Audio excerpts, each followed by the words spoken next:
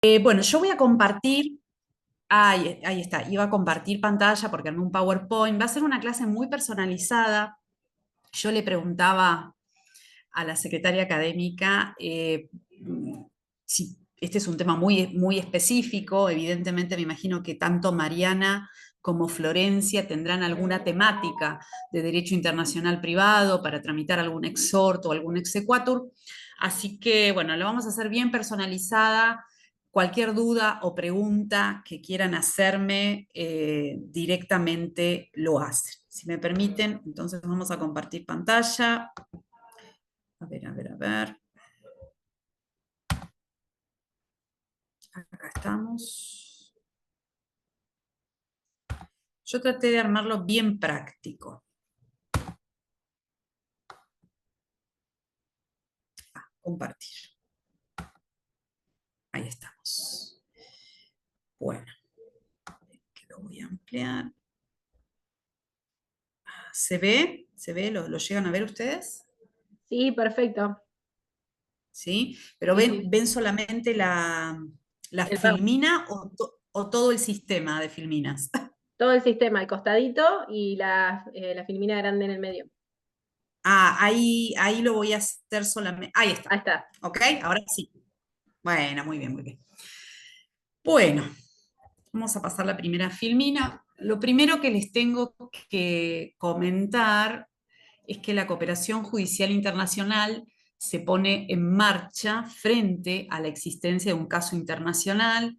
Esto es una relación jurídica que va a tener conexión con el extranjero. Al menos debe ser una conexión con el extranjero que la pueden dar los sujetos que intervienen en esa relación jurídica, puede ser también el objeto por el lugar de realización.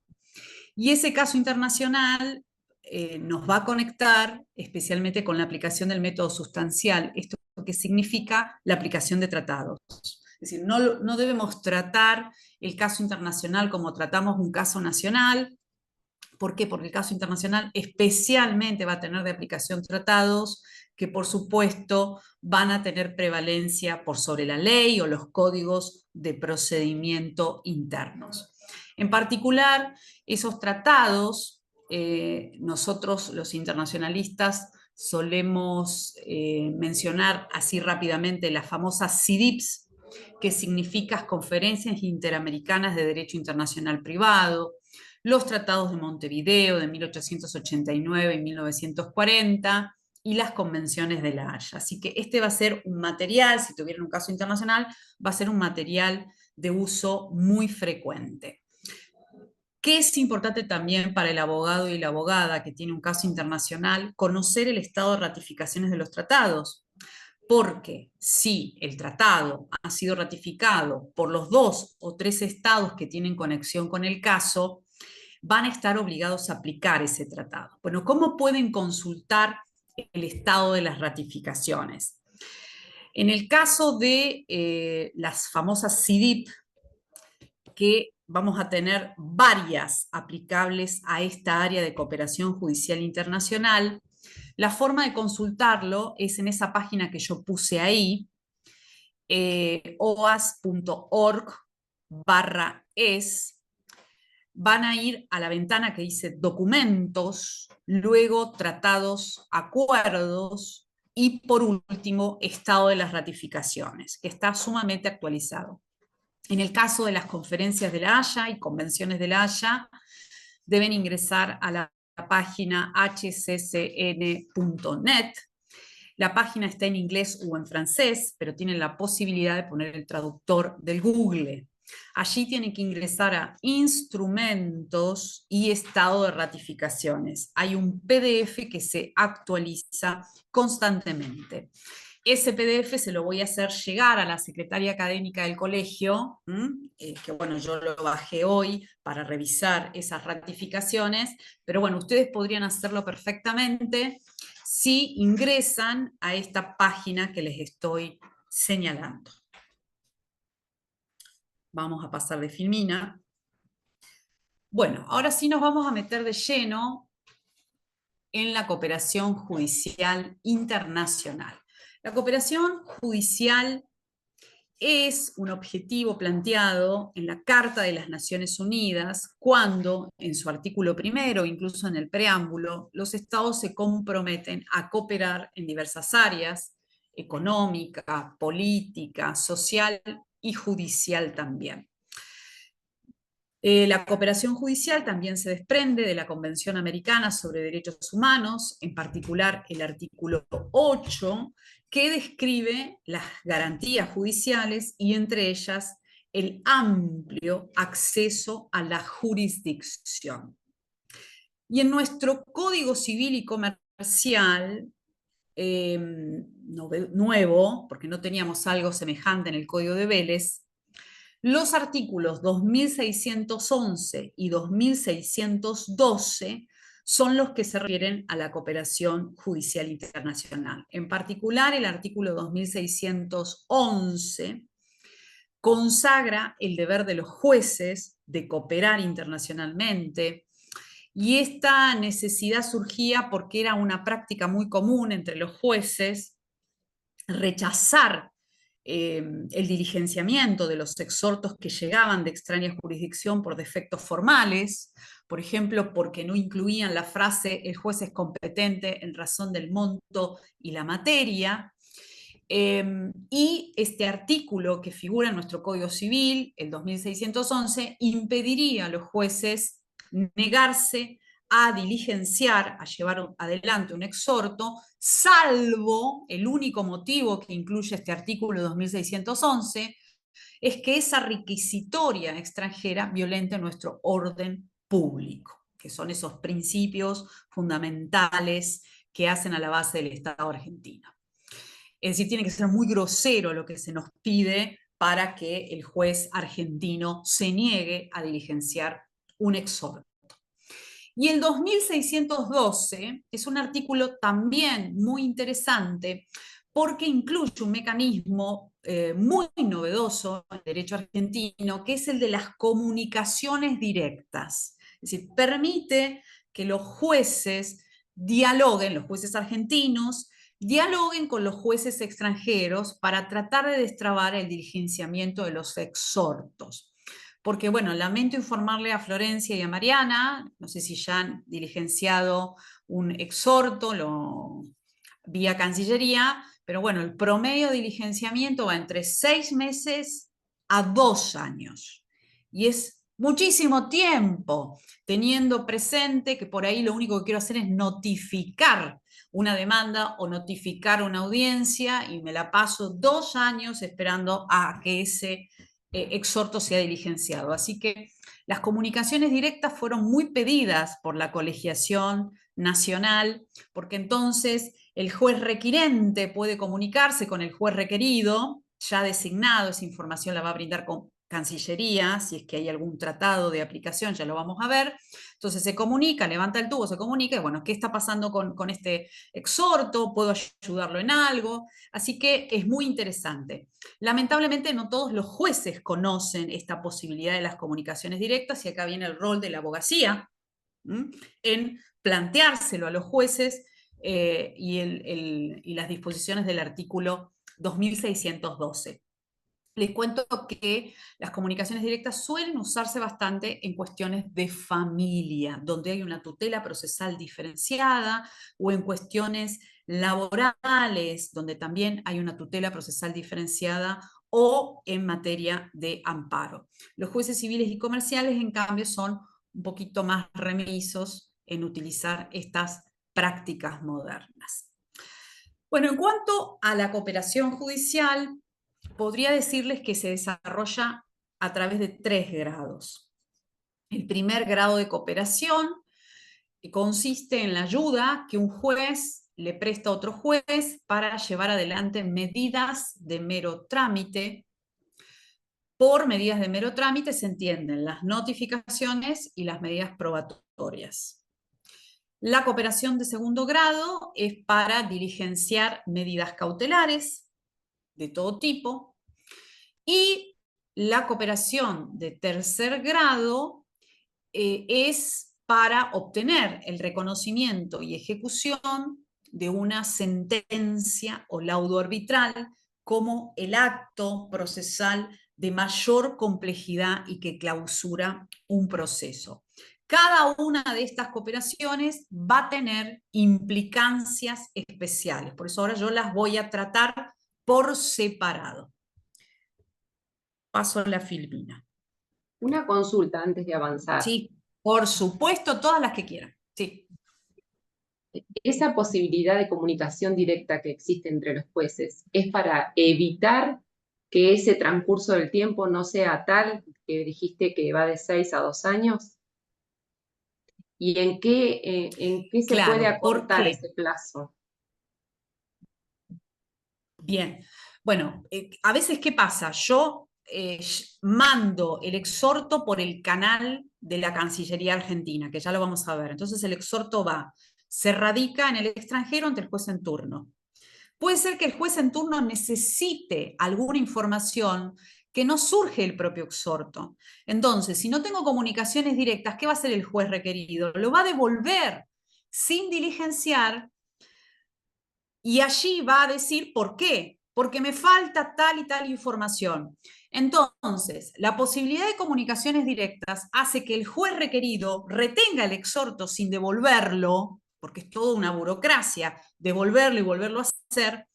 Entonces, lo retiene, se contacta con el juez requirente y allí entre ellos tratan de salvar esa información faltante, ya sea por un ampliatorio, el reteniendo el exhorto. Yo creo que es una herramienta muy, muy interesante. El 2612, si ustedes consultan ahí el código, el texto del artículo, dice siempre y cuando los países requeridos y requirentes acepten este tipo de prácticas. Desde ya les anticipo que los jueces latinoamericanos y los países de Latinoamérica, todos enlazados por la CIDIP, sí aceptan estas prácticas. Pero si quisieran realizar una comunicación directa con algún juez norteamericano, no lo van a lograr porque no aceptan este tipo de práctica. Entonces, con algunos países de Europa continental sí, hay otros que no. Entonces, los países del ILAM ni que hablar, ni los cuento, ¿no? Entonces tienen que aceptar esa práctica. Ok, Mariana. Gracias. No, por favor, por favor. Bueno, ¿qué vamos a ver acá? Porque yo mencioné en la tramitación del exhorto que se hace vía Cancillería. ¿Por qué? Esto es en base a los tratados, esto lo aclaro, ¿no? Si en el caso internacional los países que tienen conexión con ese caso ratificaron tratados que instituyen la cooperación internacional, entonces sí voy a tener la intervención de Cancillería. Ahora, si yo no tengo de aplicación un tratado, lamentablemente Cancillería no tiene nada que hacer y nosotros tendremos que diligenciar ese exhorto por los canales clásicos. ¿Cuáles son los canales clásicos? Por ejemplo, con un país musulmán, si tuviéramos que diligenciar algún exhorto en Arabia Saudita. Los canales clásicos son buscar un letrado matriculado en Arabia Saudita, mandarle el exhorto por correo privado, para que ese abogado particular lo radique ante un juez en Arabia Saudita, el juez en turno en Arabia Saudita. Por supuesto que la matrícula no tiene ese vínculo internacional con letrados de países que no están vinculados por convenios. Entonces, ¿cuál es mi recomendación? Si tuvieran esa mala suerte, digo, no. ¿Cuál es mi recomendación? Que vayan a la embajada del país en cuestión. Las embajadas suelen tener listados de abogados especializados que recomiendan, entonces, bueno, allí le tendrían que pedir ese listado para que ustedes se contacten con esos letrados. Pero en general, sepan que los casos que nos tocan por la vinculación que tiene Argentina es con países que están ligados con tratados. Porque bueno, esa es la tarea de Cancillería, hacer convenios con países que tienen mucha vinculación y en los que hay mucha migración. Bueno, entonces en general vamos a terminar acá, en donde figura la Filmina. ¿Y qué es esto de acá? Es la Dirección Nacional de Cooperación Internacional. Ustedes van a ver acá los teléfonos, el directo y el conmutador, la dirección y el correo electrónico. Antes uno tenía que llevar el exhorto en soporte papel, ahora hay una casilla de correo que es Cooperación Civil Internacional, así todo junto, @MEV, no, MEV no, ahora se los paso bien, es la abreviación de la Cancillería, Ministerio de Relaciones Exteriores, MRE IC, porque es y culto, comercio, IC, @.gov. Pero ahora se los paso, así no tienen ningún problema. Bueno, ahí se manda el exhorto escaneado. Ahora vamos a ver qué requisitos tiene que cumplir para que se diligencie. Bueno, voy a pasar, salvo que quede alguna pregunta de lo que acabo de explicar, voy a pasar la filmina. Bueno, ese exhorto va a tener que estar apostillado. ¿Qué es la apostilla? La apostilla es un sello que coloca también la Cancillería Argentina y que determina la autenticidad de las firmas de los funcionarios públicos que intervinieron en ese documento. ¿Qué se apostilla? Se apostillan documentos públicos y se lo hace según la Convención de La Haya de 1961 que instituye la apostilla. Es decir, la apostilla no garantiza la validez de todo el documento, me refiero al contenido del documento, sino que lo único que certifica es la autenticidad del funcionario público que intervino. Y esto nos da una pauta de qué documentos pueden apostillarse. Pueden apostillarse solo documentos públicos, partidas de todo tipo, escrituras, resoluciones judiciales vía exhorto, puede ser también una sentencia judicial. Los documentos privados, por supuesto que no se apostillan, tampoco las fotocopias. Esto me ha pasado a algunos colegas que he dado este curso en otros colegios, me dicen, ¿una fotocopia certificada? No, no, tiene que ser el instrumento original.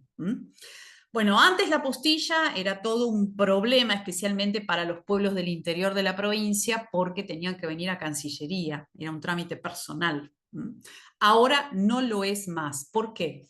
Porque Cancillería diseñó un sistema online, ustedes ahí les copié el enlace, dice servicios, apostilla, legalización con validez. La legalización con validez internacional es un trámite parecido a la apostilla, pero con aquellos países que no tenemos convenio de apostilla.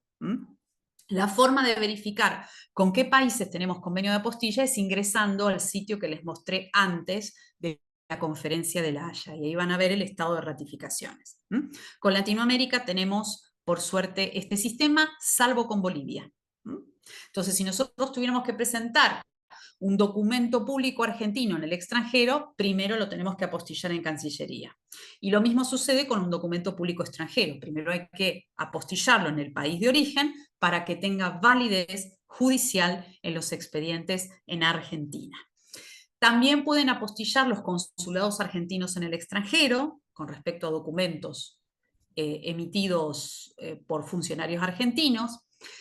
Y la Cancillería, para beneficiar a colegas del interior, ha hecho un convenio con el Colegio de Escribanos de la provincia de Buenos Aires, y los colegios de escribanos también apostillan.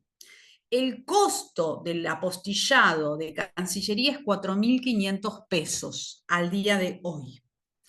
En los colegios de escribano el costo es bastante más alto, es el doble.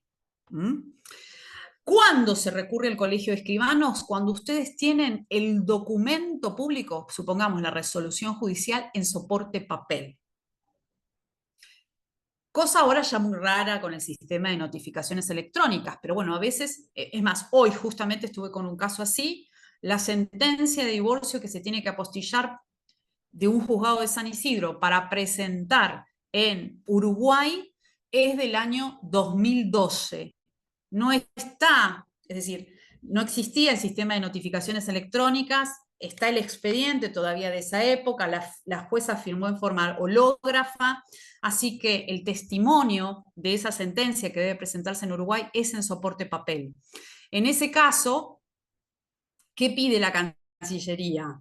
Bueno, por supuesto que hay que llevarlo a la Cámara para su legalización, si esa sentencia es un juez de primera instancia, y además hay que llevarlo al Ministerio del Interior para su legalización. Es decir, cuando esa resolución judicial emana de un juzgado que no es nacional ni federal, como podrían ser los juzgados de la provincia de Buenos Aires, es necesario legalizarlo en el Ministerio del Interior. Una vez que esa resolución está legalizada en el Ministerio del Interior, recién ahí es pasible de obtener la postilla, porque de lo contrario van a ir directamente con esa resolución y le van a rechazar el trámite. En ese caso es presencial, porque ustedes el documento lo van a tener en soporte papel, y es presencial en Cancillería o en el Colegio de Escribanos. Antes, por ejemplo, los colegas de Azul tenían que viajar a Buenos Aires, ahora no hace falta por este beneficio. Y yo, como vicepresidenta primera de mi colegio de abogados, estoy tratando de obtener un convenio equivalente a través de los colegios de abogados, de modo tal que nosotros, los abogados y abogadas, no tengamos que ir al colegio de notarios, que vayamos a nuestro colegio. Podemos cumplir esa función perfectamente, pero bueno, no es tan sencillo como parece. ¿Qué pasa? Una Además de pregunta. esa... Sí. Perdón. ¿Qué pasa con aquellas sentencias o resoluciones que tienen ahora la firma digital? ¿Va todo electrónico? Todo electrónico es. En este sistema se sube en el famoso TAD, ¿sí? Que es una plataforma digital donde, bueno, directamente ese documento va a salir con el código QR o el código de barras respectivo, sube ese archivo en PDF y eso es lo que se va a apostillar. La propia Cancillería en un sistema seguro le va a anexar la apostilla también digital.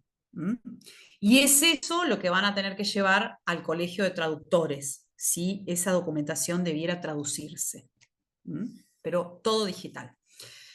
Y es una cadena segura, no son archivos separados. Cancillería se encarga de unir el documento con la apostilla.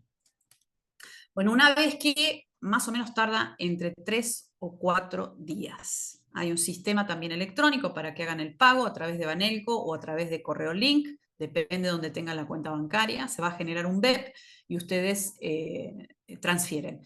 No hay dificultad ninguna para apostillar, es rápido. Una vez que Cancillería, una vez que ingresan, les van a dar un número de expediente en esa famosa plataforma TAD. Le van a dar un número de expediente. Ustedes a los 3 o 4 días ingresan y ahí van a tener el documento apostillado. Lo bajan, va a estar en el sistema PDF. Una vez que lo bajan, se van a tener que contactar con el Colegio de Traductores para hacer la traducción. Nunca se traduce antes, siempre se traduce después que apostillen, porque la traducción incluye también la apostilla, si no traducirían solamente la resolución y les falta la traducción de la apostilla. Va todo, primero se apostilla y luego se traduce. Bueno, lo mandan a traducir, los traductores ya están cancheros, la traducción también, la enlazan en un sistema seguro a toda la documentación precedente y se las mandan en el sistema ZIP.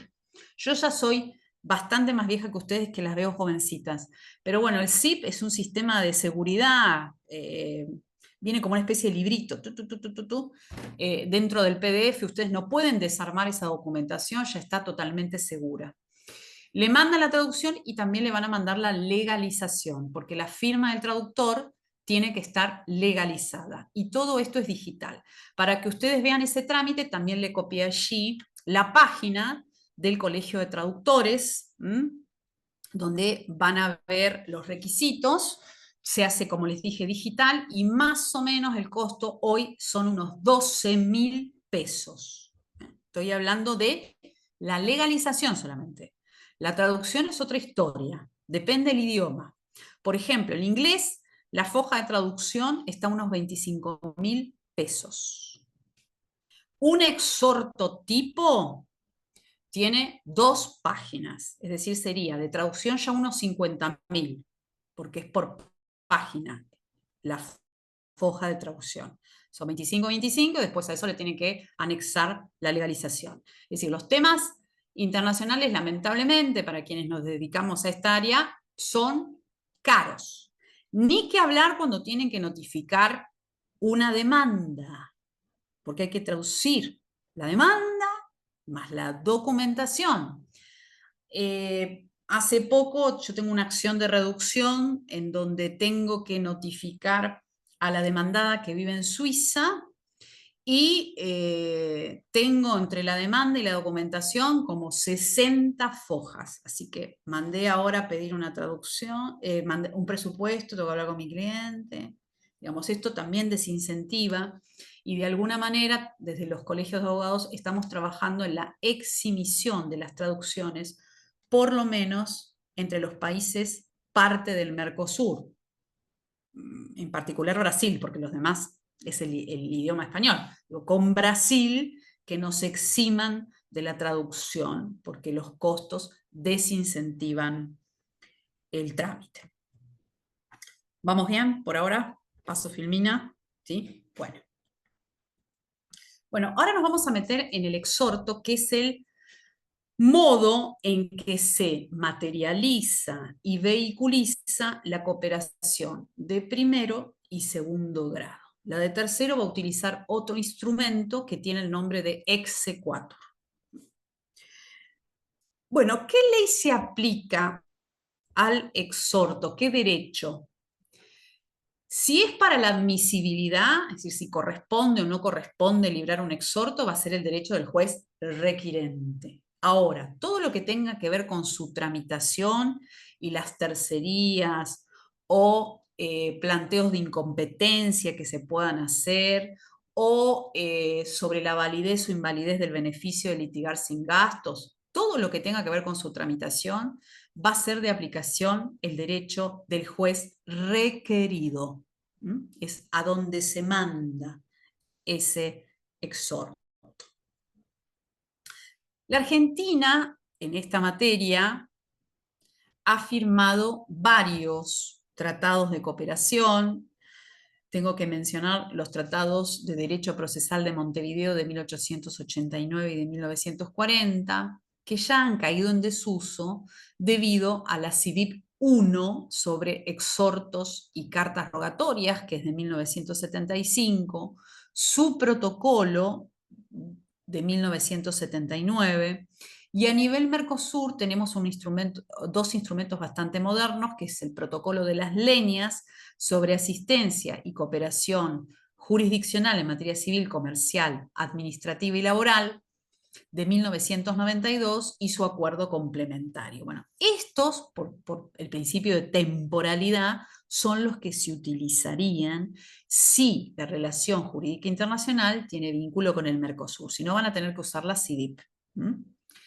¿Y qué usaríamos, por ejemplo, si el caso nos vincula a algún país de Europa? Hay procesos de alimentos con España.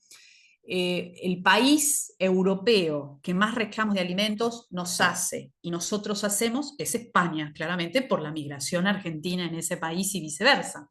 Entonces, bueno, y allí no podemos usar ninguno de estos tratados que les mencioné. ¿Y cuál usaríamos? Usaríamos el convenio de La Haya de 1954 sobre procedimiento civil. Entonces, prácticamente los convenios se utilizan en todo tipo de relación internacional. Bueno, estos convenios van a, en primer lugar, establecer que el procedimiento se lleve a cabo a través de las autoridades centrales. ¿Qué son las autoridades centrales? Son entes administrativos que los estados designan, en nuestro caso la Cancillería Argentina, para colaborar con las partes en el diligenciamiento de ese exhorto. Y además, estos tratados crearon formularios.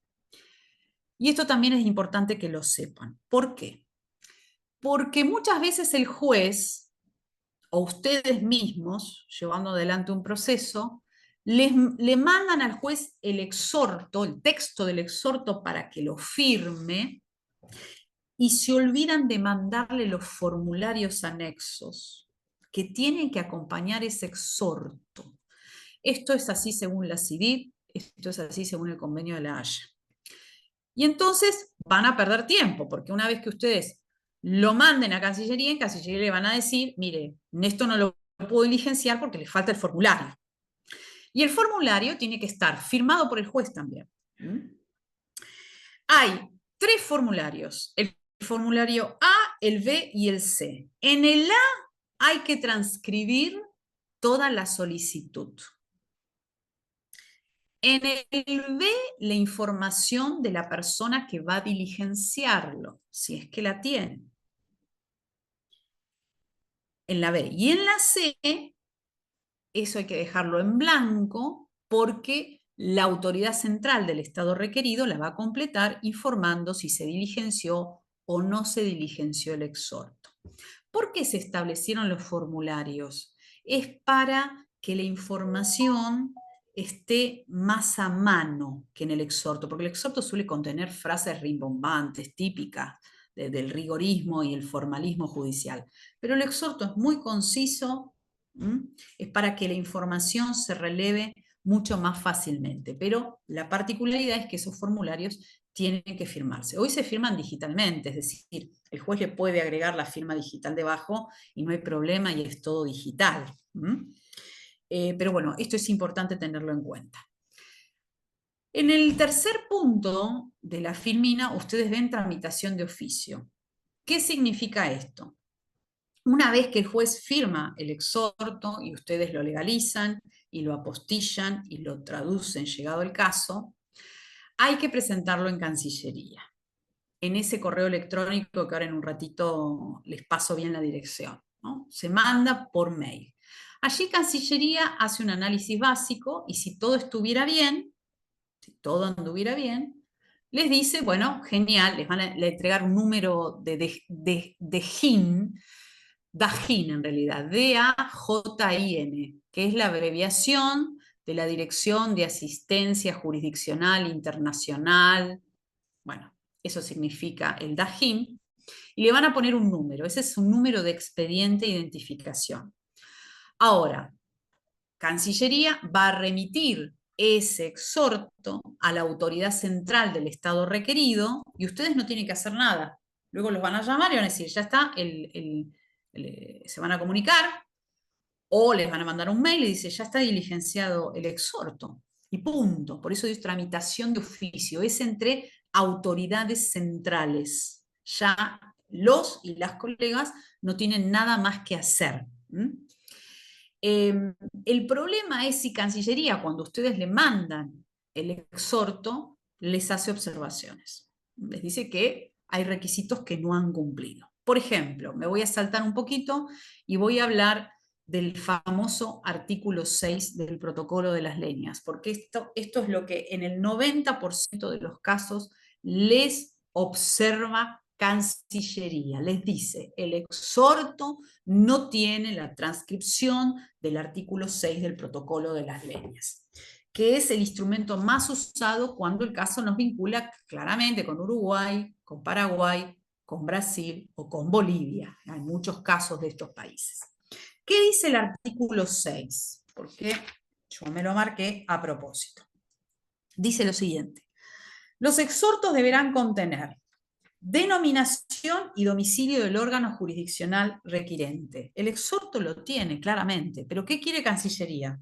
Que pongan, se transcribe a continuación el artículo 6 del protocolo de asistencia jurisdiccional de las leñas y todas sus exigencias. Entonces ustedes ponen inciso A, denominación y domicilio del órgano jurisdiccional requirente, la identificación. Inciso B, individualización del expediente con especificación del objeto y naturaleza del juicio y del nombre y domicilio de las partes. Lo ponen. Va a estar arriba, claramente va a estar identificado, pero lo quieren específico, detallado. Inciso C, copia de la demanda y transcripción de la resolución que ordena la expedición del exhorto. Ahí vuelven a transcribir la resolución. Inciso D, nombre y domicilio del apoderado de la parte solicitante en el estado requerido si lo hubiere. En este caso se pone no corresponde si no hubiere apoderado.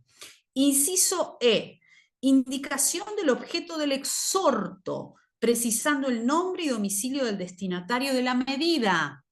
Puede ser, seguramente el domicilio del destinatario de la medida no va a estar, salvo que sea una notificación, va a estar en la carátula el nombre del requerido. Bueno, acá piden el domicilio. Inciso F, información del plazo de que dispone la persona afectada para la medida para cumplirla. Bueno, acá yo me he jugado en algunos casos, especialmente en procesos de alimentos, dicho, bueno, hay una audiencia pendiente con fecha tal, como para que la entidad requerida le dé urgencia a la tramitación. Inciso G, descripción de las formas o procedimientos especiales con que ha de cumplirse la cooperación solicitada. Bueno, aquí ustedes tendrían que indicar si se trata de un trámite urgente, si hay un beneficio de litigar sin gastos o beneficio de pobreza a favor de la parte requirente. E inciso H, cualquier otra información que facilite el cumplimiento del exhorto. Fíjense que con este dato que les estoy dando van a ganar un tiempo precioso, porque seguramente el exhorto que armaron no va a tener la transcripción del artículo 6 y esta precisión se lo van a rebotar, lo van a tener que adjuntar nuevamente al expediente, van a tener que hacer una ampliación y es todo un engorro. Seguramente coincidiremos en que es una burocracia total, porque gran parte de esa información está en el exhorto. Ustedes vieron que hice el detalle. Está. Lo que pasa es que está toda desparramada por el exhorto. Lo que hace el artículo 6 es concentrarla, ¿no?, en esos incisos.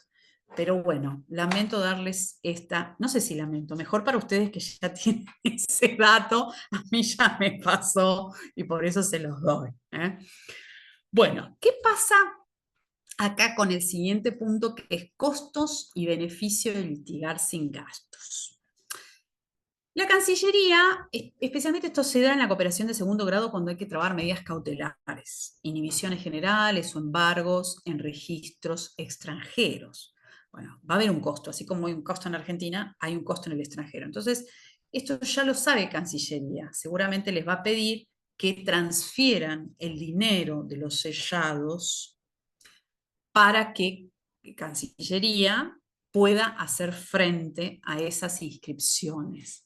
Y si luego faltara un poco de dinero, cuando retiren el exhorto diligenciado, les va a pedir que hagan esa diferencia de transferencia. Es decir, que el beneficio de litigar sin gastos no es oponible a esos sellados de inscripciones de medidas cautelares. El beneficio de litigar sin gastos sí va a ser oponible porque no va a generar un costo del diligenciamiento, de honorarios de abogados en la radicación del exhorto en el extranjero. Eso sí. Pero además hay otra particularidad, y es que el beneficio de litigar sin gastos tiene que ser aceptado por la autoridad del Estado requerido. Uno lo pudo haber tramitado en el Estado requirente y perfecto, allí tiene valor, pero si bien los convenios de cooperación establecen la obligación de hacer valer un beneficio de litigar de un Estado en el otro, no siempre sucede. Y podemos encontrarnos con el dilema de que la autoridad del Estado requerido no nos reconozca el beneficio de pobreza. Y ahí puede ser entonces que nos pidan pagar tasa de justicia, etc. En principio esto en Latinoamérica no les va a suceder. Con los países de Latinoamérica, cooperación con Latinoamérica, no sucede. Bueno, hay otro ítem que yo quise marcar acá, no sé si como problema en el diligenciamiento de los exhortos, y es el de la igualdad de trato, que nosotros hoy tenemos un artículo específico en el 2610 del Código Civil y Comercial, y es que en general los códigos de procedimientos tratan diferente al litigante extranjero. tratan diferente al litigante extranjero, me refiero a que tiene residencia permanente en el extranjero.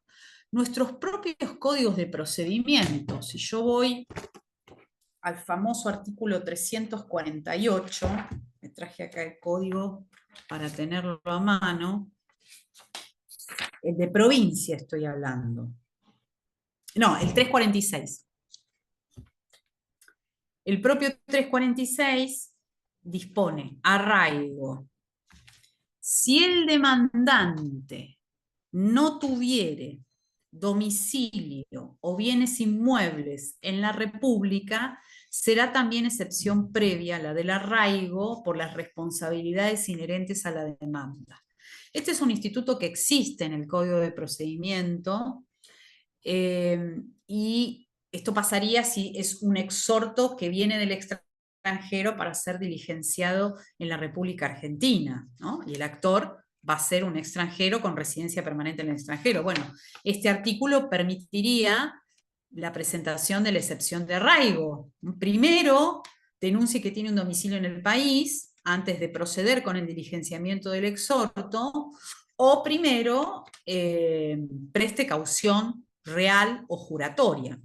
Bueno, les cuento que este 346 ha quedado sin efecto con el nuevo artículo 2610 del Código Civil y Comercial, porque el 2610, en honor al derecho humano a la igualdad ante la ley y no discriminación, impide exigirle al extranjero, por ser extranjero, que preste caución real o juratoria o denuncie un domicilio real en el país, porque lo va a colocar en una situación de imposible cumplimiento. Si el extranjero es residente permanente en el extranjero, no va a tener domicilio en la República. Y no se refiere al domicilio legal o procesal, que claramente va a tener que constituirse para el diligenciamiento del exhorto, sino que se está refiriendo al domicilio real, ¿no? Bueno, esto ya quedó por afuera, tienen una defensa, si ustedes, supongamos que algún colega de Paraguay, de Uruguay o de Brasil, porque todavía ese sistema se sigue dando, se contactan con ustedes y dicen, mira, te voy a mandar por correo un exhorto que hay que diligenciar, ¿vos te encargás de erradicarlo? Sí, claro, me encargo de erradicarlo. Bueno, aquí tendrían, si la contraparte a la que hay que notificar plantea la excepción de arraigo, tienen la defensa del famoso 2610. Me fui, no sé por qué, salté a otra filmina de golpe. Bueno, ¿y qué pasa con el caso de mediación? El caso de mediación, que lo puse ahí, es muy interesante, especialmente cuando en la mediación tengo que notificar a una persona con domicilio en el extranjero. No sé si ustedes saben que no existe la carta documento internacional. No existe. ¿Mm?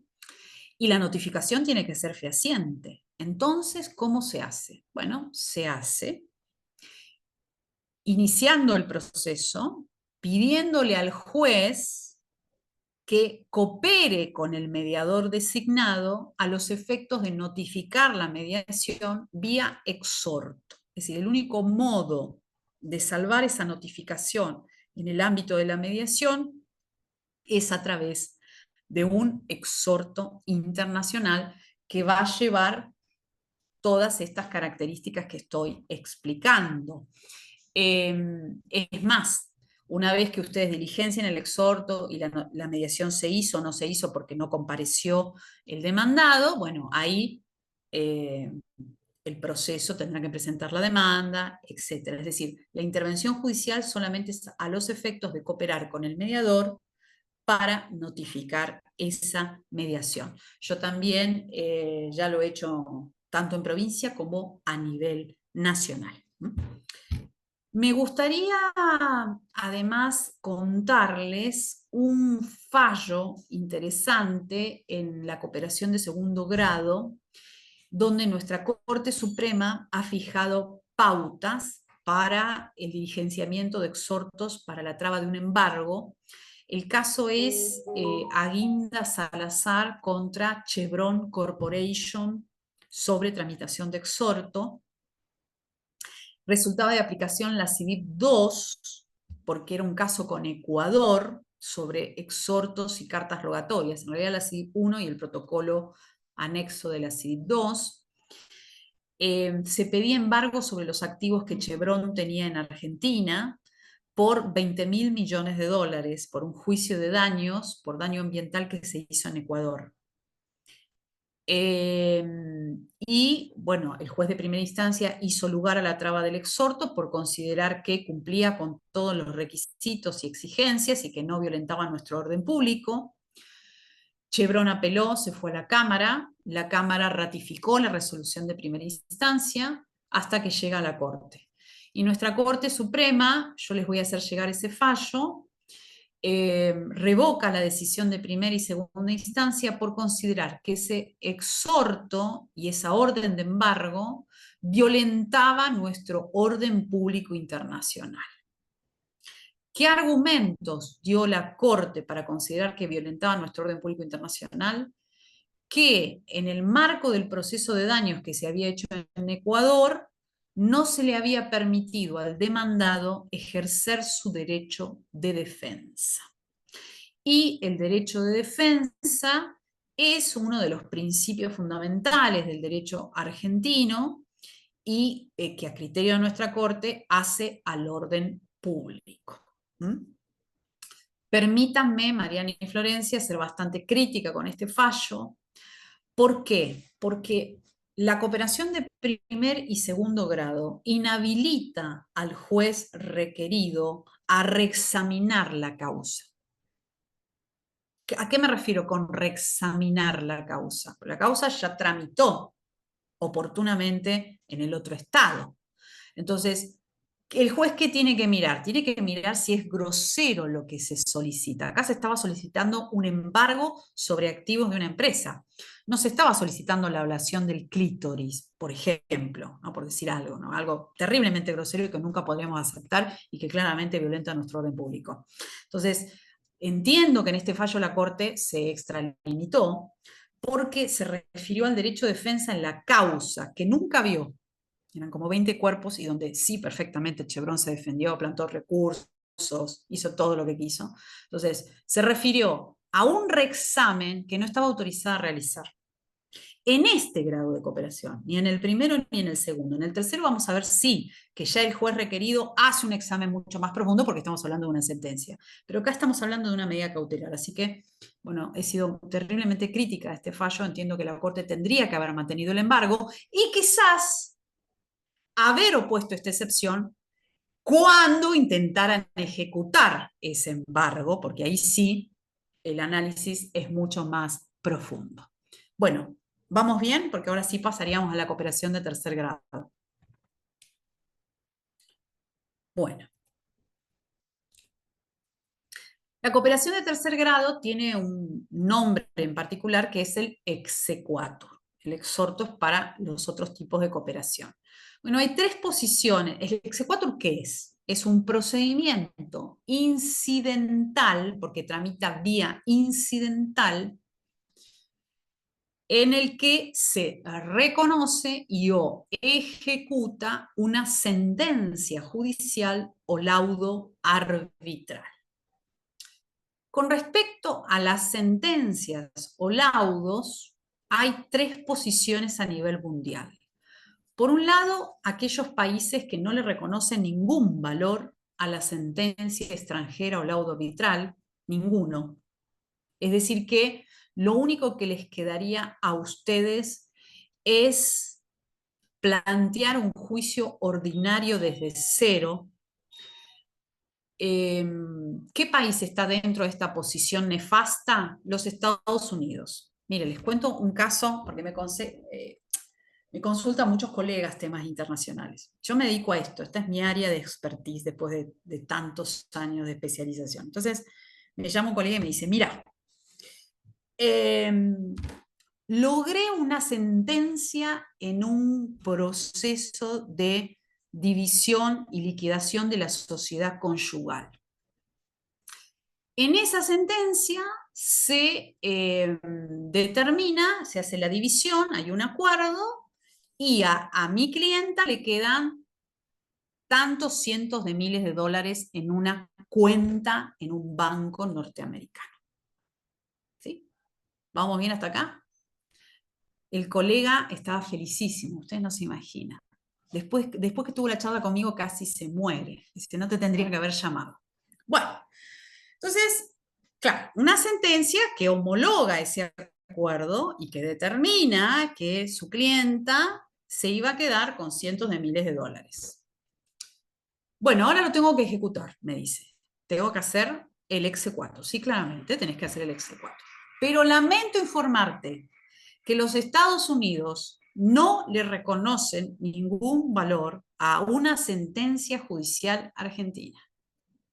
Por lo tanto, deberás hacer el juicio de división o presentar el acuerdo para que sea homologado allá en Estados Unidos. Pero ¿cómo puede ser Estados Unidos? ¿Cómo puede ser que es el país de la democracia y del respeto de las normas? Y bueno, es que cada jurisdicción tiene sus reglas y además cada país es soberano, ¿no? Los estados firman acuerdos de cooperación. Con Estados Unidos no tenemos acuerdo de cooperación. No tenemos acuerdo de cooperación con respecto a las sentencias. Sí tenemos acuerdo de cooperación con Estados Unidos respecto a los laudos arbitrales, que es la justicia a la que más apunta Estados Unidos, no al ámbito jurisdiccional, propiamente dicho. Y sí tenemos acuerdo de cooperación con Estados Unidos para hacer notificaciones, pero no respecto al reconocimiento de sentencias. Entonces, bueno, ahí lamentablemente no va a quedar otra solución. Después tenemos una segunda posición a través de la cual los estados le reconocen un valor probatorio a la sentencia extranjera, no pleno valor, un valor probatorio. Para que tenga pleno valor es necesario tramitar un exequatur. Acá estamos nosotros, acá están la mayor parte de los países de Latinoamérica y acá están también los países de Europa continental. Por eso es para nosotros tan importante la tramitación de un exequatur. Y la última posición de aquellos estados que son minoritarios en el mundo, que le asignan pleno valor a la sentencia extranjera, es decir, que no hay que hacer ningún trámite de nada. La sentencia vale como si fuera nacional. A la sentencia hay que darle un trato nacional. Este es el caso de los países de la Unión Europea con respecto a sentencias intracomunitarias, es decir, sentencias de países que son parte de la Unión Europea. Si es una sentencia argentina que se tiene que hacer valer en España, ahí tendríamos que hacer un exequatur. Pero si es una sentencia de España a Francia, ahí no hay que hacer nada, vale plenamente. Pero eso es una consecuencia del grado de integración que tienen en la Unión Europea. Bueno, entonces nos vamos a focalizar ahora en el exequatur. Nosotros tenemos un tratado solamente, porque los países son bastante negativos a cooperar en materia de sentencias extranjeras. En general, los países consideran que está afectada la soberanía estatal al reconocer una sentencia de un poder judicial foráneo. Tenemos la CIDIP II sobre reconocimiento y ejecución de sentencias extranjeras. Esta CIDIP II nos va a vincular con algunos países de Latinoamérica, que no son muchos. Y no tenemos nada más. Y entonces, si tuviéramos que reconocer una sentencia argentina en Europa o viceversa, ¿qué hacemos ahí? Bueno, ahí tenemos que recurrir a las disposiciones del artículo 517 del Código de Procedimiento Civil y Comercial de la Provincia de Buenos Aires, que es lo que vamos a trabajar ahora. Es decir, que el 517 se utiliza muchísimo, más que la CIDIP, les diría, porque son pocos los países ratificantes de la CIDIP II. Bueno, vamos a 517. Es más, 515, puse mal el artículo, puse el de Nación, 515. El 515 inaugura el capítulo número 2, que se titula Sentencias de Tribunales Extranjeros, y está en el título del código relativo a títulos ejecutivos. Comienzo a leer y voy a ir explicando, ¿no? Y ustedes cualquier pregunta me la hacen. Las sentencias de los tribunales extranjeros tendrán fuerza ejecutoria en los términos de los tratados celebrados con el país que provengan. Es decir, este primer párrafo marca prioridad al tratado. Obviamente el tratado tiene mayor jerarquía que la ley, pero solo lo puede usar si ha sido ratificado por los países que tienen conexión con el caso. Cuando no hubiese tratados, serán ejecutables si concurrieren los siguientes requisitos. Y aquí vamos. Primero, que la sentencia con autoridad de cosa juzgada en el estado en que se ha pronunciado, y me quedo acá, no se puede ejecutar ninguna sentencia que sea susceptible de algún tipo de recurso. Tiene que haber devenido su cosa juzgada, tanto formal como material. Emane de tribunal competente en el orden internacional. ¿Qué significa esto? Me dicen en general cuando pregunto esto, bueno, el exhorto va a decir juez competente en razón del monto y la materia, y listo, y con eso es suficiente. No. Hay dos tipos de verificación de la competencia. Por un lado, la verificación unilateral y por el otro lado, la verificación bilateral. La verificación unilateral se realiza a partir de las normas atributivas de jurisdicción argentinas. Supongamos que lo que tenemos que reconocer es una sentencia de divorcio. O este caso del colega, bueno, algo vinculado a un divorcio, una cuestión de familia. Tendríamos que ir a buscar la norma atributiva de jurisdicción sobre divorcio, que va a estar en el artículo 2621 de nuestro Código Civil. El 2621 de nuestro Código Civil determina que juez competente es juez del último domicilio conyugal o el juez del domicilio del cónyuge demandado. Entonces, una vez que sabemos esto, tendríamos que ver dónde estaba el último domicilio conyugal, en qué país, o dónde tiene el domicilio el cónyuge demandado. Si alguno de los dos coincide con el país del juez que dictó esa sentencia, entonces ese juez ha sido competente según la verificación unilateral. La bilateral es cuando, además de las reglas de competencia nacionales, recurro a las reglas de competencia extranjeras, de donde emana ese exequatur.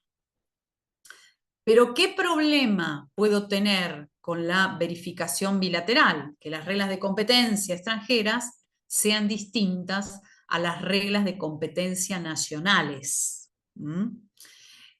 Puede ser que, por ejemplo, la legislación extranjera determine que el juez competente en materia del divorcio es el juez del lugar de celebración del matrimonio, porque cada legislación es libre en determinar lo que quiere. Bueno, ahí vamos a tener un problema. Entonces, en general, yo siempre recomiendo tomar el criterio de verificación unilateral. Entonces, no alcanza con que el exequatur o el propio juez que dictó esa sentencia diga que soy competente, sino que ustedes, al radicar el exequatur, que es una demanda, el exequatur es una demanda, promuevo demanda de exequatur. Así figura en el objeto de la receptoría, a la que tiene que acompañar la sentencia extranjera debidamente traducida y apostillada, ¿sí? Pero es un proceso pequeño porque tramita vía incidental. Entonces, en esa demanda, ustedes van a tener que ir cumpliendo cada uno de estos requisitos que voy mencionando el 517. Entonces, en alguna parte, en alguna cápite, van a tener que poner, yo les voy a subir un modelo de demanda de exequatur para que lo tengan, les va a servir para el ejercicio. Entonces, ahí van a tener que poner competencia, ¿sí? Bueno, el juez que dictó esta sentencia ha sido competente porque, y ahí le explicitarán al juez qué criterio de validación han tomado. Yo recomiendo el unilateral. Lo mismo que autoridad de cosa juzgada. Muchas veces la sentencia lo dice. No sé si han hecho ciudadanías italianas. Si no, les cuento. para hacer una ciudadanía italiana mediante un divorcio en esa cadena de nacionalidades, el consulado italiano les va a pedir que presenten la sentencia de divorcio, pero además les va a pedir que esa sentencia diga en uno de sus párrafos que ha devenido cosa juzgada desde fecha tal. Y si esa sentencia no lo dice, van a tener que obtener en Italia una ampliación de ese testimonio para que aclare que es cosa juzgada. Entonces, muchas veces la sentencia lo dice, pero en general no, porque el juez dicta sentencia y después notifica a las partes, y cosa juzgada viene si no hay recurso, es decir, que eso va a ser con posterioridad. Entonces, cuando la sentencia no diga que es cosa juzgada, van a tener que prestar declaración juramentada en el propio texto de la demanda de exequatur. Con respecto a este requisito van a tener que decir que la sentencia devino cosa juzgada y presto juramento en tal sentido. Ojalá el juez que reciba ese trámite lo tome con válido con su declaración jurada. Pero les cuento que en general le van a pedir ampliación del testimonio de esa sentencia si no lo dice el propio texto de la sentencia. Entonces, cuando la reciban en su estudio, alguna sentencia extranjera que tenga que reconocerse o ejecutar en Argentina, bueno, lo primero que recomiendo es que la lean profundamente y vean si incluye ese párrafo específico que ha revestido el carácter de causa juzgada. Bueno, sigo. Una así. consulta. Sí.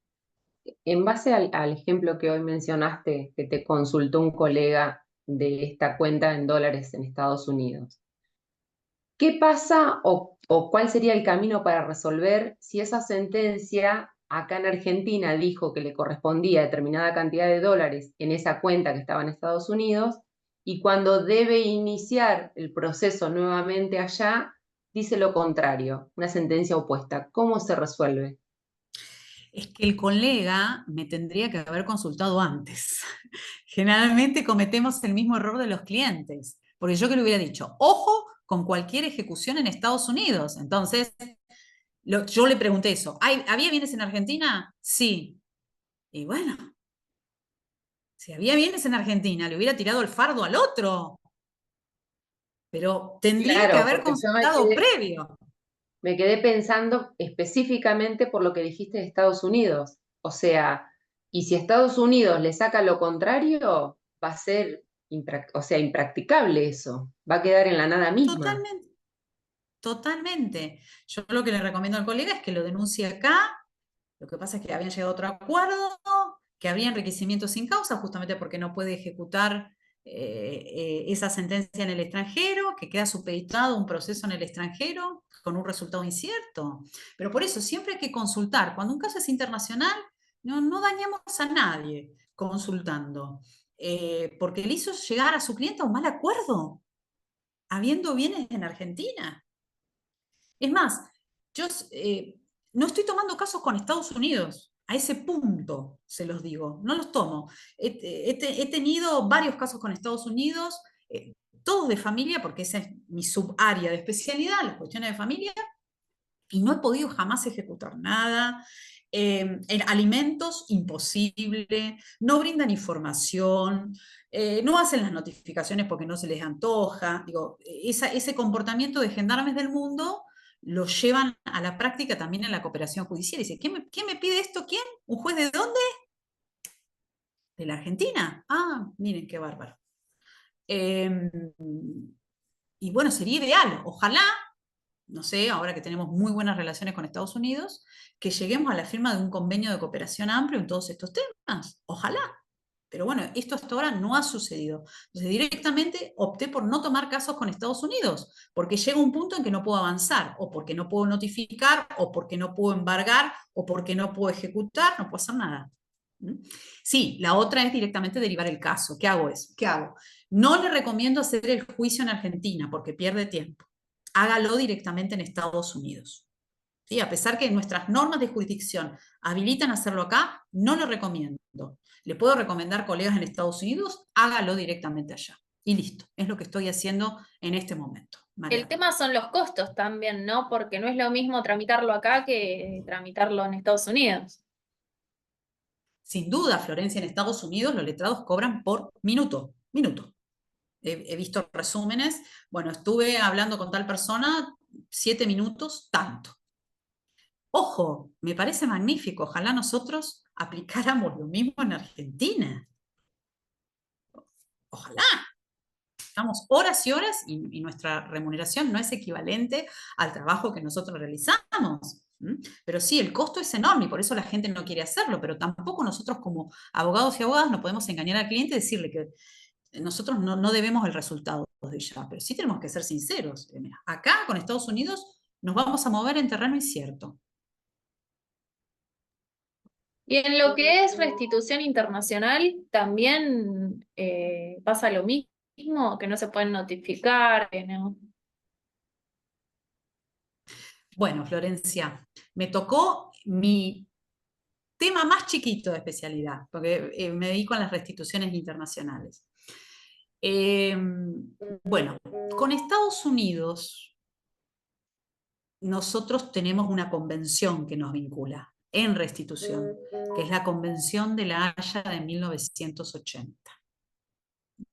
Entonces, todo lo que tenga que ver con el trámite de una restitución internacional, que después si quieren se lo plantean a la secretaria académica, vengo a dar un tema específico, tengo muchísimas cosas para decir de restitución internacional, se lo plantean y organizamos otra charla y se las doy.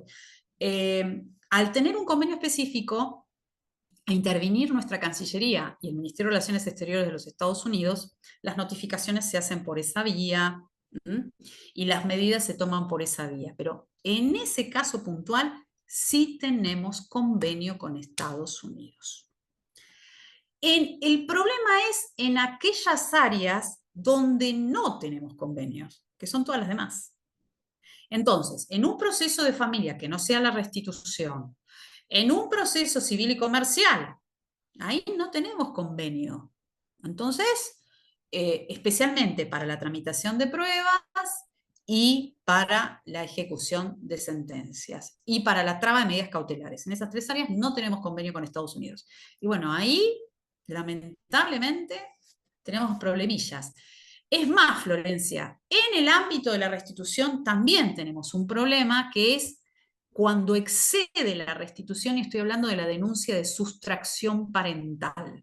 En Estados Unidos existe el ilícito de sustracción parental, acá en Argentina no. Entonces, ¿qué sucede? El progenitor o progenitora que se vio privado del cuidado del niño denuncia al otro por sustracción parental. Sale el pedido de extradición desde el juez norteamericano al juez argentino, bueno, para tratar de solucionar la cuestión y de que el progenitor que se llevó al chico acá a Argentina, supongamos que la mamá se trajo al chico acá a Argentina, vuelva con el chico a Estados Unidos, tenemos que levantar esa denuncia de sustracción de algún modo, porque hay pedido de captura y solicitud de extradición, porque si no la madre no puede acompañar al niño a Estados Unidos, directamente pierde vínculo con el niño, y esa no es la idea. Si pudo haber actuado mal la madre en haberse llevado al chico sin permiso, sí, actuó mal, pero el chico tiene derecho a seguir viendo a su madre, así como tiene que ver a su papá, tiene que ver a su mamá. Entonces, hay que levantar esa orden, pedido de captura y solicitud de extradición. Bueno, ahí Estados Unidos, como es un tema penal, dice, no coopero. Entonces, hay como un tema vinculado a la restitución, donde si hay convenio, ya no coopera. Se niega. Ok, Florencia. Sí, gracias. Muy interesante. Es terriblemente interesante. Sí. Mi consejo también es, cuando ustedes tengan un tema así internacional, no cuesta nada consultar en la Cancillería Argentina cuáles son las prácticas y usos del Estado extranjero, porque ustedes pueden decir, bueno, cumplí con todo lo que dijo la doctora, está maravilloso, y resulta que el Estado extranjero sacó una práctica de último momento, ultimísimo momento. Por ejemplo, Francia ahora está pidiendo un poder específico. Es decir, además de que ustedes manden el exhorto, debidamente los formularios, todo hermoso, divino, les pide además un poder específico a funcionarios franceses en un formulario que ellos hicieron. Entonces siempre es bueno consultar previamente para no perder tiempo. Bueno, estaba en la lectura del artículo del famoso 515. Bueno, dice además que esa sentencia tiene que ser consecuencia del ejercicio de una acción personal o de una acción real sobre un bien mueble. Es decir, ¿qué me excluye? Jamás vamos a poder ejecutar una sentencia en el extranjero o viceversa que sea sobre un inmueble situado en el país. ¿Por qué? Porque se considera que está en juego la soberanía estatal. Ahora vamos al inciso 2. Todo esto es del inciso 1 del 515, el 2. Que la parte condenada, domiciliada en la República, hubiese sido personalmente citada. Y esto se vincula directamente al derecho de defensa. Por eso volvamos al caso Chevron, del que hablamos hace un ratito, el caso Aguinda Salazar con Chevron. La Corte dijo, no hago lugar al embargo, levanto el embargo trabado porque se violenta nuestro orden público, porque no se hizo lugar al derecho de defensa. Bueno, ese análisis que está mal hecho en la cooperación de segundo grado, sí está bien hecho en la cooperación de tercer grado. ¿Y cómo demuestro que no se vulneró el derecho de defensa? Mediante la notificación personal, o porque libré la cédula, o porque el demandado se presentó en el expediente en forma personal. ¿Vale la notificación por edictos? No, no vale. Si la notificación en el marco de ese proceso se hizo por edictos, lamentablemente no tengo cumplido el derecho de defensa. Es decir, ese supuesto de que el demandado ha tomado conocimiento, y bueno, si no se presentó es por decisión propia, pero sí tomó conocimiento de esa acción. Ahora, cuando termine de leer todos los puntos, les voy a contar 2 o 3 casos que he tenido muy interesantes sobre estas cuestiones. En tercer lugar, que la obligación que haya constituido el objeto del juicio... antes de pasar a esta, en la segunda, el derecho de defensa y la notificación. Si la notificación no surge del propio texto de la sentencia, en general surge cuando se hacen el relato, los jueces relatan, dicen, notificación luce a fojas tal. Bueno, si no surge el texto de la sentencia, acá otra vez recomiendo la ampliación de ese testimonio, porque no va a alcanzar con su declaración jurada en el escrito de demanda. Esto tiene que surgir específicamente del texto de la sentencia. Ahora sí paso al inciso 3. Que la obligación que haya constituido el objeto del juicio sea válido según sus leyes, tiene que ser un objeto válido, que se relaciona con el cuarto. Para mí el tercero y cuarto es lo mismo. Que la sentencia no contenga disposiciones contrarias al orden público. Si el objeto no es válido, evidentemente va a violentar nuestro orden público. En quinto lugar, que la sentencia reúna los requisitos necesarios para ser considerada como tal en el lugar en que hubiere sido dictada y las condiciones de autenticidad. Bueno, ¿qué pasa acá? Nuestras sentencias se caracterizan por las famosas 3 partes y vistos considerando fallo. Bueno, no siempre es así en todos los países. Entonces, por eso este inciso es bastante amplio. Dice que sea considerada sentencia en el país en el que se dictó. Puede ser que no tenga estas 3 partes como las tenemos nosotros, pero sí se deduzca de su lectura que es una sentencia que puso fin al proceso. Una discusión oportunamente se dio con ciertas sentencias que emite el TAS. En realidad no son sentencias, sino que son laudos. ¿Qué es el TAS? Esto es para los que hacen derecho del deporte, que es un área también muy novedosa y que deja mucho dinero, derecho del deporte. El Tribunal Arbitral Deportivo. Figura con ese porque es sportif, ¿no? Utilizando el inglés. Bueno, y el TAS, para el caso de jugadores argentinos y de clubes argentinos que habían sido sancionados por los pases internacionales de los jugadores emitieron laudos, y esos laudos tenían que ser presentados en la Argentina para su ejecución, ¿sí? Para ejecutar a los clubes que incumplieron o a los jugadores que incumplieron al haber concedido un pase que no estaba permitido. Bueno, algunos jueces argentinos rechazaron esa solicitud de ejecución por considerar que ese laudo no reunía los requisitos de una sentencia clásica.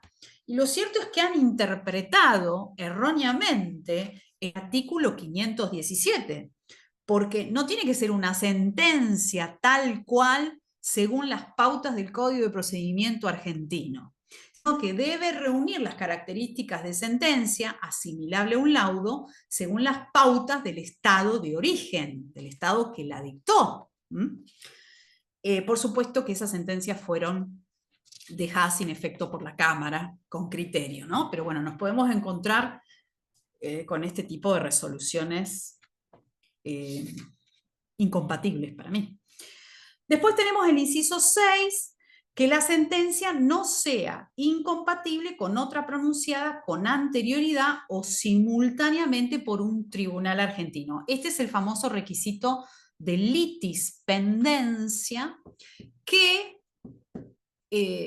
quería mencionar en este caso, que copié en la filmina, que es Franco Ana del Valle contra Maciel Dominique y otros sobre despido, recurso de queja que es muy nuevita, por eso se las traje, es de abril del 2024, en donde nuestra Corte Suprema de Justicia de la Nación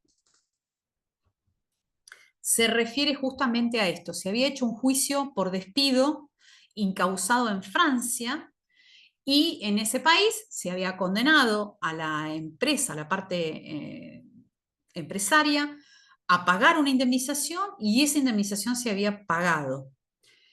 ¿Qué pasa? La actora inicia, luego de todo eso, un juicio acá, reclamando además daño moral, cosa que había reclamado en el juicio en Francia, pero la justicia francesa consideró que no correspondía. Entonces, ¿qué hace? Inicia el juicio de despido también acá e incluye especialmente el daño moral. Y los jueces, el juez de trabajo, porque es en la Justicia Nacional, y la Cámara de Apelaciones le concedieron una indemnización en ese rubro. Pero la empresa, la parte empresaria, se va en queja, porque incluso hasta le rechazan el recurso extraordinario, entonces se va en queja directa a la Corte Suprema de Justicia de la Nación, y la Corte Suprema emite este fallo, donde deja sin efecto la sentencia de primera y segunda instancia, diciendo que se daba el requisito que impide la ejecución, que establece el código en el artículo 517, sería a nivel nacional, que es la litis pendencia. ¿Qué significa? Se trataba del mismo objeto y de las mismas partes. Juicio que se había iniciado en Francia y en el cual se había obtenido una sentencia, que por decisión de los jueces no había incluido todos los rubros, pero los rubros todos estos rubros habían sido demandados en el escrito de inicio. Entonces, rechazó este nuevo proceso de despido y hace una correcta interpretación del artículo 517. Por eso lo traje a colación. Después hay otro proceso, es un juicio de familia, que no puedo dar los nombres claramente por los derechos del niño implicado, que tramitó en la jurisdicción de San Isidro. Un día me viene a ver a mi estudio una señora y me trae una cédula, una notificación que llegaba de un juzgado de familia de San Isidro por un exequatur. Se estaba tratando de reconocer y ejecutar una sentencia de cuidado personal emitida por un juez de los Estados Unidos. Esa sentencia le otorgaba el cuidado exclusivo al padre de los dos niños menores que en aquel entonces tenían 8 y 10 años. ¿Sí? quien viene a verme es la mamá de los chicos. Entonces yo veo eso y digo, bueno, a ver señora, cuénteme un poquito la historia.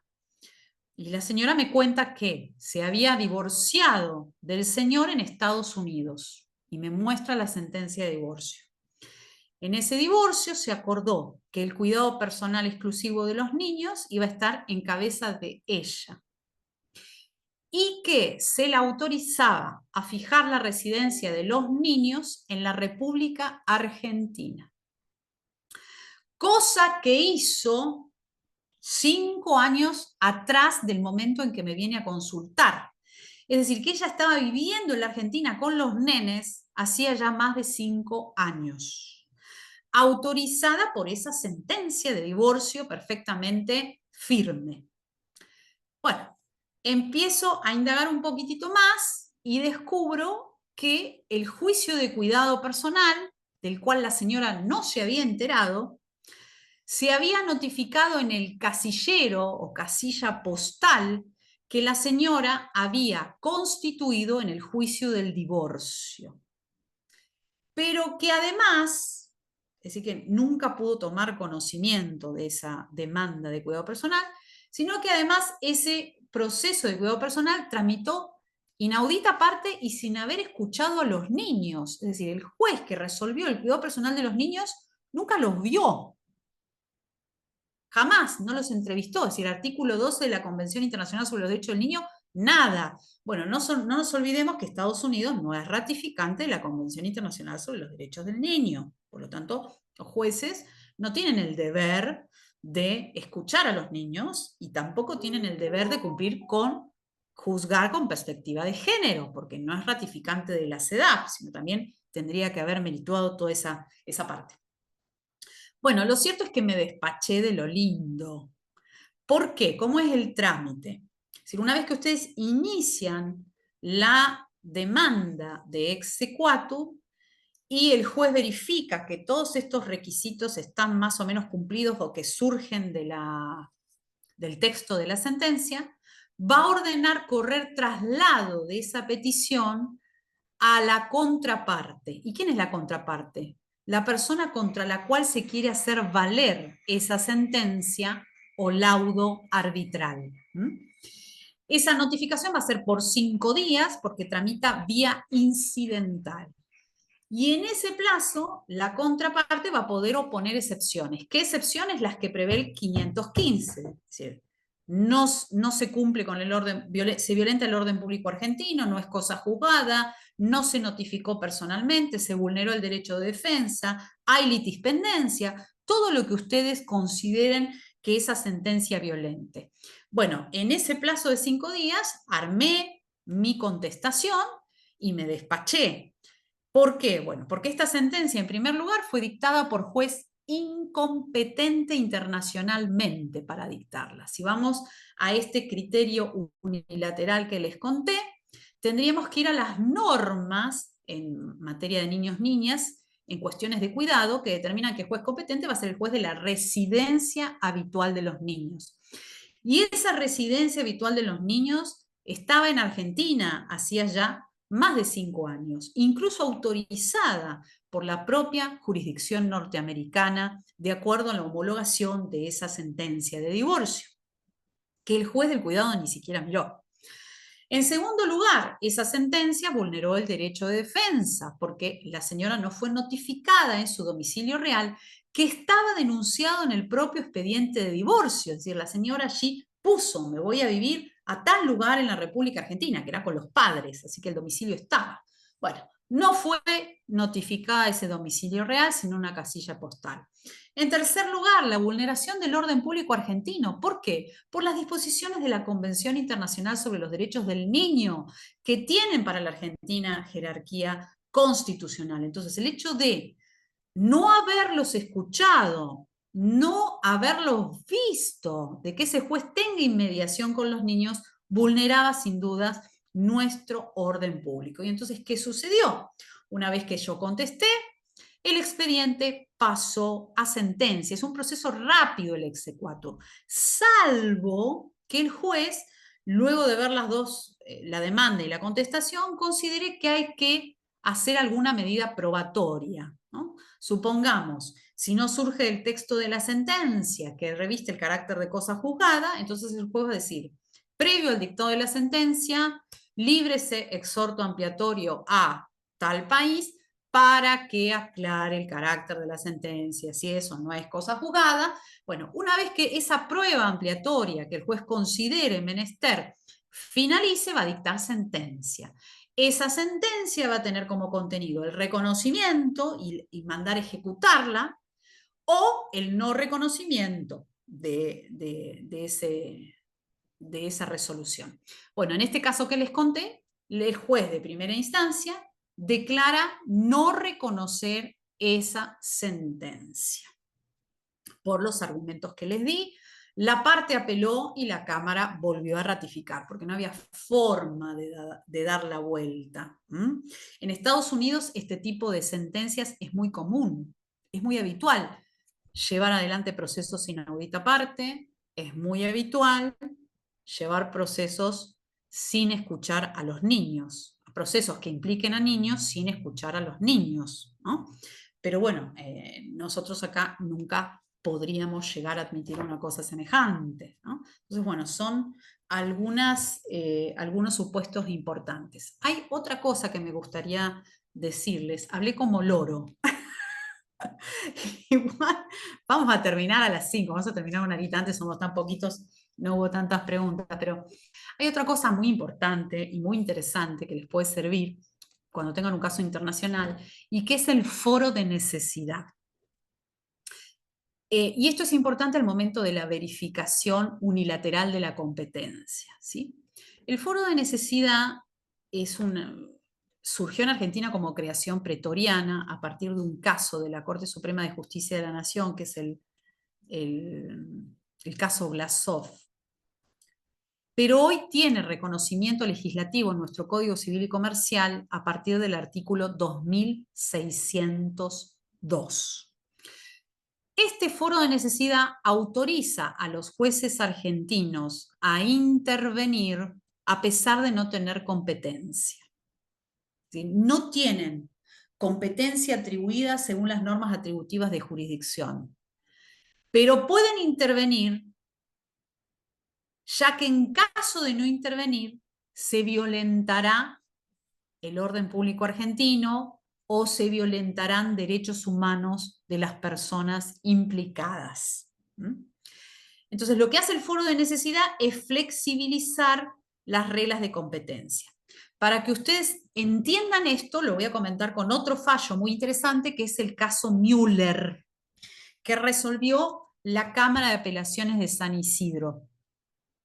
Los Müller era un matrimonio argentino, ambos médicos, que fueron admitidos en un hospital en Alemania para hacer la residencia. Y se van para allá. Y la verdad que ambos con antecedentes alemanes, fíjense el apellido Müller, ¿no? Entonces, bueno, cuestión, deciden radicarse en Alemania y allí tienen 2 nenas. Pasan unos años, la pareja empieza a llevarse mal y promueven el divorcio. Lo hacen ante los jueces alemanes. En ese divorcio acuerdan que el cuidado personal iba a quedar en manos de la mamá y el papá iba a tener un régimen de comunicación amplio con respecto a las 2 nenas. La mamá, haciendo uso de ese cuidado personal, se viene a la República Argentina, presuntamente de vacaciones. ¿No necesita la autorización del padre? No, porque en Alemania es así, en todos los países de Europa es así. Quien tiene el cuidado personal puede decidir que el chico salga del país. Bueno, se viene a la Argentina. Una vez que está en la Argentina con las nenas, le avisa al padre de las nenas, no voy a volver a Alemania, me quedo acá. Y entonces, ¿el papá qué hace? Se presenta ante la justicia alemana y pide la revocación del cuidado exclusivo otorgado a la madre por haberse llevado, es decir, por haber radicado a las chicas en Argentina sin el permiso del padre. Y la justicia alemana, ¿qué le responde al padre? Que ya no es competente porque las nenas estaban en Argentina. Se lava las manos. Cosa que hizo muy mal la justicia alemana porque la residencia habitual de las nenas era en Alemania. Es donde se vinieron de vacaciones acá. La ropa principal de las nenas quedó allá, los juguetes. Ellas vivían allá. Estaban inscritas en el colegio al año siguiente, todo. Bueno, entonces ¿Qué hace el padre? No le queda otra más que presentarse ante la justicia argentina. ¿Qué hace el juez de familia argentino cuando recibe el caso? Le dice, mira, yo no soy competente, se declara incompetente, dice, yo no soy competente, porque las normas atributivas de jurisdicción para este caso de cuidado que usted está planteando, revocación del cuidado y restitución de las niñas, yo no soy competente, porque es competente el de la residencia habitual de las niñas, y la residencia habitual de las niñas está en Alemania. ¿Qué hace el padre? Apela invocando esta creación pretoriana del foro de necesidad en el caso Blasov. ¿Qué hace la Cámara? Hace lugar al foro de necesidad. ¿Por qué? Imagínense si la justicia argentina hubiera continuado en decirle que no. Ya le había dicho que no la justicia alemana, si le decía que no la justicia argentina, violación del derecho humano de acceso a la jurisdicción, que es un derecho amplísimo. Toda persona tiene derecho a plantear su caso y ser escuchado por un juez, aún siendo incompetente, porque la justicia argentina no era competente según las reglas atributivas de jurisdicción. Y entonces la Cámara dice, no, pero vamos a intervenir, porque si no sometemos en una situación de arbitrariedad e injusticia a este grupo familiar. Alguien tiene que decidir el régimen de coparentalidad de las dos nenas. Entonces, ¡boom!, interviene. ¿Y por qué les explico esto? Bueno, porque yo les dije que uno de los requisitos que establece el 517 es juez competente internacionalmente para dictar. Bueno, pero podría llegar a flexibilizarse esa regla a través del foro de necesidad, siempre y cuando, no es que los jueces argentinos pueden intervenir en cualquier caso de ejecución de una sentencia, ¿no? Pero hay algunas condiciones. La primera de ellas es que la otra jurisdicción se haya negado, y el segundo límite es que el caso tenga algún tipo de vínculo, aunque sea indirecto, tiene que haber algún vínculo. En el caso Müller se daban estos dos requisitos, ¿no? La justicia alemana le había dicho que no, y además las nenas estaban en la República Argentina porque habían venido de vacaciones. Bueno, preguntas, dudas o comentarios. Traté de hacerlo bien, bien práctico. Yo una consulta con el caso que contaste de la señora que te fue a ver. O sea, en ese caso se dio a la inversa como se nos daría a nosotros con Estados Unidos, digamos. Si la justicia argentina no tuvo como válida esa sentencia estadounidense, digamos, quedó en la nada misma y obviamente la familia ya quedó en Argentina sin poder hacer nada a ese padre en Estados Unidos, ¿no? Y por otro lado, en el caso del Claro. procedimiento en sí. Una cosita más, antes, Mariana, una cosita más Sí. con respecto a esto. En realidad el padre puede hacer, pues lo que puede promover es un régimen de comunicación amplio o iniciar el cuidado desde acá. Si él quería el cuidado exclusivo, iniciarlo desde acá, demostrar la idoneidad, etcétera, etcétera. Porque cuestiones de menores, de niños, uno siempre puede reproponer, no es que está todo dicho por haber otorgado un cuidado. Puede ser revocado, etcétera. Perdón, ¿y lo otro era? No, claramente, por eso, a la inversa de lo que se da allá. O sea, si nosotros queremos hacer valer una sentencia, tenemos que iniciar un proceso allá y él tendría que iniciar un proceso en Argentina, bueno, con las reglas de nuestra legislación, por supuesto. A eso me refería. Sí, claro, claro, Mariana. Lo que pasa es que nosotros en Estados Unidos no tendríamos ni la posibilidad de iniciar un exequatur. Claro. Porque puede haberlo salido bien al padre. Puede haberlo salido bien si yo no me presentaba. La señora se notificaba, no contrataba un abogado y no ponía de excepción. Claro. Nosotros ni siquiera tenemos esa posibilidad. Estamos, digamos, un paso atrás. Y lo otro que sí, o sea, seguimos en desventaja en ese sentido, porque si bien, porque como decís, se le pudo haber dado bien a él y que las nenas debieran ser restituidas a Estados Unidos, ¿no? Que por suerte no se dio. Claro. Lo otro que te quería consultar respecto de la tramitación puntualmente, en ese caso puntual que vos mencionaste, él cuando se presenta o cuando lo tramita y vos contestás y oponés las excepciones, ¿El traslado a él se lo dan en algún domicilio que tuvo que constituir en Argentina o por qué mecanismo? Él tiene que, al presentar la demanda, él contrató un abogado en Argentina. Es decir, él contrató un abogado en Argentina, entonces tuvo que constituir domicilio, electrónico, todo lo correspondiente y denunciar un domicilio. Nosotros no le pedimos, porque el arraigo, yo podría haber dicho, bueno, que arraigue. No, no, no, porque ya el 2610 quedó sin efecto, ¿no? Entonces denunció un domicilio real cualquiera y el electrónico. Bien, gracias. De maldita, por ahí digo, que arraigue, ¿no? Pero iría en contra de mis convicciones como profesora de Derecho Internacional. Digo, ya sé que no va el arraigo, pero alguno, para ganar tiempo, excepción de arraigo, pues es una excepción de previo y especial pronunciamiento, como la de incompetencia. Entonces uno plantea, depende a quién uno represente. ¿Qué intereses juegue? Eso es lo tan bueno del derecho internacional privado, ¿no? Tiene muchos aspectos.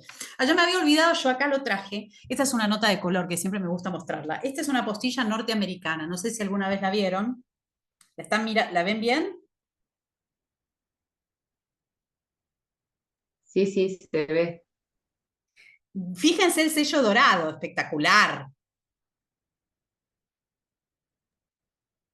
Sí, el color no se ve muy bien. El dorado Es no, como a una ver si lo marca pongo de más agua, cerca. ¿no? Ah, ahí está, ahí Ahí, está. exacto, ahí está, mirá. La puse a contraluz, miren. Que acá dice apostille, esto tiene toda, los datos del documento y del funcionario interviniente. Bueno, cada estado la diseña como mejor le parezca. La norteamericana es así, es bien dorada. La nuestra es la bandera celeste, blanca y celeste, y dice apostilla y los datos del documento con el código de barra. Y en general, la mayor parte de los estados es así, es la bandera atrás y arriba impreso los datos del documento. Muy, muy También usted interesante. se dedica a hacer ciudadanías, a la tramitación, esto que hablaba de apostillar o de rectificar partidas Sí, todo lo y que tenga que apostillar ser conexo. documentos. Claro, por ejemplo, no hago los trámites de gestoría, de Claro. ir, pedir el turno, pero lo que sea conexo, por ejemplo, si necesitan un testimonio de la sentencia y toda esa tramitación, sí podría ser porque está vinculado al derecho internacional privado.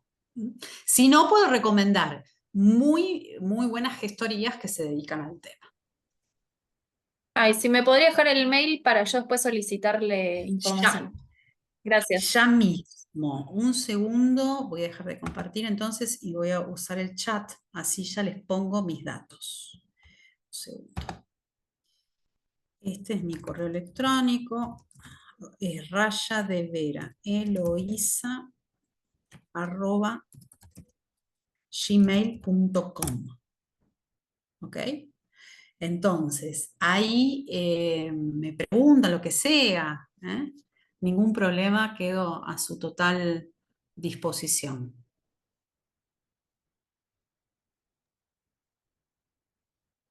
Y ya les digo, si quieren que dé alguna charla sobre restitución, ahí sí nos va a llevar las 3 horas, porque es un Sí, poco la verdad que más, me pareció súper más interesante la complejo. propuesta y más, Ah, sí, sí, la verdad que sí. Tomé nota para transmitirlo después en el colegio y ver si está, para ir organizando algo. Me pareció muy interesante también. Bueno, bueno, bárbaro. eh, no sé si ya damos por finalizado. ¿Tienen alguna pregunta más, chicas?